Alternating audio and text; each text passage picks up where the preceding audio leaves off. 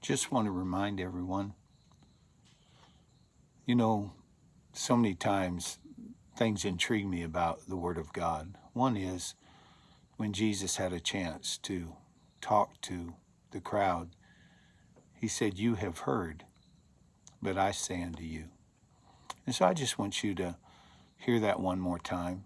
You have heard, but I say unto you. See, so many things that you've heard is what regulates your thinking, your opinions, your comments. You've heard this and heard this and heard this. But my question is, what was really said? See, a lot of times Susie has talked to me and she's told me stuff. Has seen me at an event, or it could be like a wedding or a funeral. It could be at a outing. It could be at a picnic or a family gathering. And she will ask me the question. She would say, "What did so-and-so say to you?" And I would tell her absolutely nothing. And she'd go, "Well, what did he say? You guys talked for a long time." And I would say, "Absolutely nothing." And she would tell, "What did she want with you, Rick? She kept you over there a long time. What did she say?" And I would say, "Absolutely nothing." She goes, "What do you mean?" I said, "She didn't say anything." "Well, she talked the whole time, but that's what I'm trying to tell you today. What did you hear?"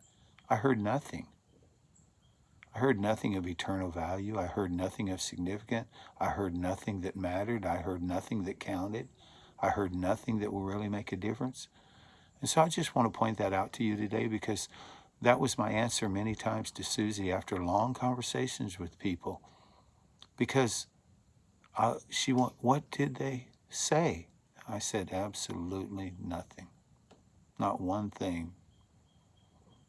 And I want you to hear that, because most of the time when I'm listening, I want to hear what the people said. And a lot of what they said was not important. But when I listen to people talk back, many times they echo everything they've heard. And they heard this, and they heard this, and they heard this, and they heard this. And so then we're in this position where we're just repeating what we've heard, and we're living by what we've heard.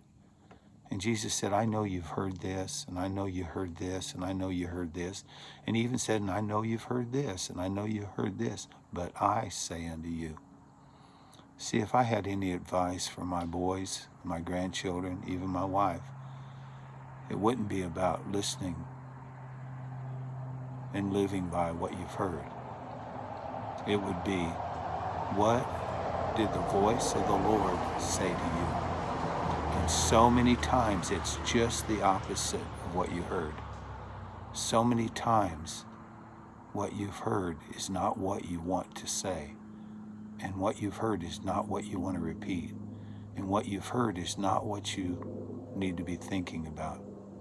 You need to listen closely to what he says to you. What he says. You can get that in written form. You can also get it, it's called Logos, or you can get it in Rhema form, which is actually that still small voice whispering you the truth, the way, and life. You have heard, all of you, but if you listen closely, you'll hear him say, "But I say unto you." So when you're listening to what everybody else is saying, it doesn't matter what position they hold in the world, what did they really say? Even individuals. And that's what I take from every conversation.